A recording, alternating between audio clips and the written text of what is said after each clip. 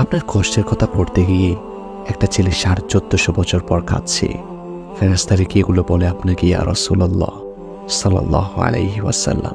যেদিন প্রথম শুনেছি আপনি মিষ্টি পছন্দ করতেন, সেদিন থেকে আমিও মিষ্টি পছন্দ করতে শুরু করেছি। খেতে বসলে লাউ তরকারি সামনে আসলে আপনার কথা মনে পড়ে যায়। তরকারি থেকে আপনার খুঁজে খুঁজে লাউ খাওয়ার দৃশ্য আমি আপনার পাশে বসা সাহাবী হয়ে কল্পনা করি।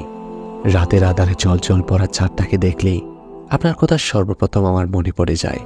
সাহাবী জাবির ইবনে সামুরা হতে ইচ্ছে করে আমার। জাবিরের মতো আমিও একবার আপনার দিকে তাকাতাম, একবার চাঁদের দিকে, একবার আপনার দিকে, একবার চাঁদের দিকে, আবার বারবার। তারপর আমি সিদ্ধান্ত নিতাম চাঁদের অপেক্ষা আপনিই উজ্জ্বল, আপনি চাঁদের চেয়েও সুন্দর ইয়া রাসূলুল্লাহ। একদিন আপনার আদরের কন্যা ফাতেমা আপনার জন্য কিছু রুটি নিয়ে আসলেন। আপনি সেগুলো তৃপ্তি সহকারে খেলেন। তারপর কন্যাকে জানালেন, আজ 3 দিন পর তোমার পিতার পেটে কিছু পড়ল। সিরাতে যখন এটা পড়ি কান্না ধরে রাখতে পারে না ইয়া রাসূলুল্লাহ।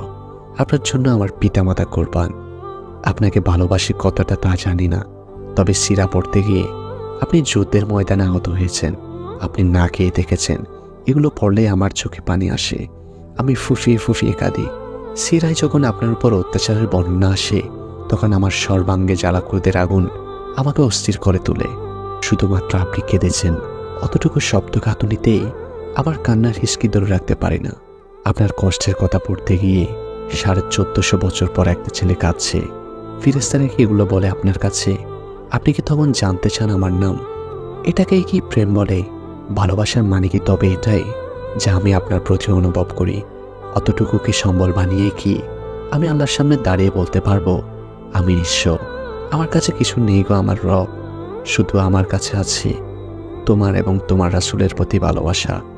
আর তা নিয়ে আমি এখানে চলে এসেছি। বিআবি ওয়া উম্মি ইয়া রাসূলুল্লাহ সাল্লাল্লাহু আলাইহি ওয়াসাল্লাম।